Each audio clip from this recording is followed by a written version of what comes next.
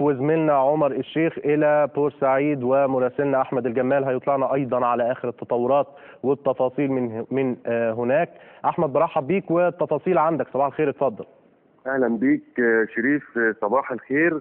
ويعني أود أن أقول أن بورسعيد حققت بالأمس نسبة 40% من نسبة التصويت، هذا على حد وصف وتصريح خاص للواء سماح قنديل محافظ بورسعيد.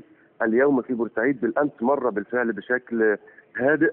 لدينا في بورسعيد 453,377 ناخب و98 لجنة في 8 لجان عامة و254 لجنة فرعية، وعدد الصناديق الانتخابية في بورسعيد 508 صندوق. بورسعيد بالأمس شريف يعني شهدت شكل آمن تماما في عملية التصويت على الاستفتاء، ولم تحدث أي وقائع تهز المدينة إلا 10 بلاغات على حد وصف وتصريح خاص لنا مدير أمن بورسعيد اللواء محمد الشرقاوي.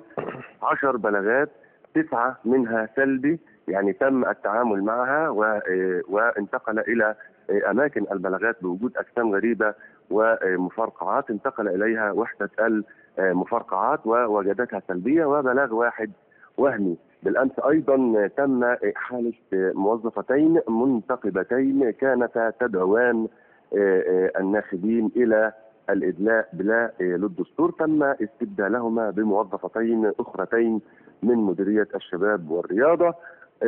انتهى اليوم بالأمس شريف بزيارة إلى بورسعيد من الفريق صدقي صبحي رئيس أركان القوات المسلحة، وصاحبه في الزيارة اللواء أركان حرب أحمد وصفي قائد الجيش الثاني الميداني، وزار الاثنان ومعهما محافظ بورسعيد اللواء سماح قنديل والقيادات العسكرية بالمحافظة لجنتين بحي الشرق، هي مدرسة بورسعيد الثانوية بنات ومدرسة الشوم الجميل.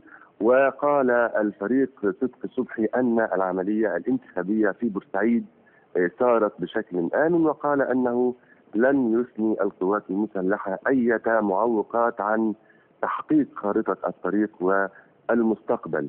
اليوم شريف، نعم، اليوم ايه هو بقى المتوقع أحمد؟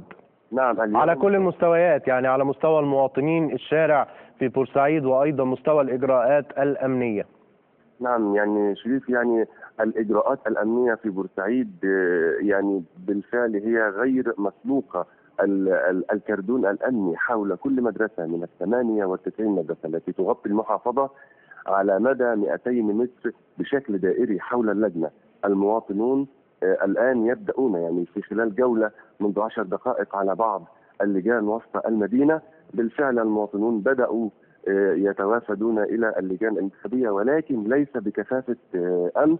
ربما في الساعات المقبلة تزداد نسبة التوافد إلى اللجان الانتخابية.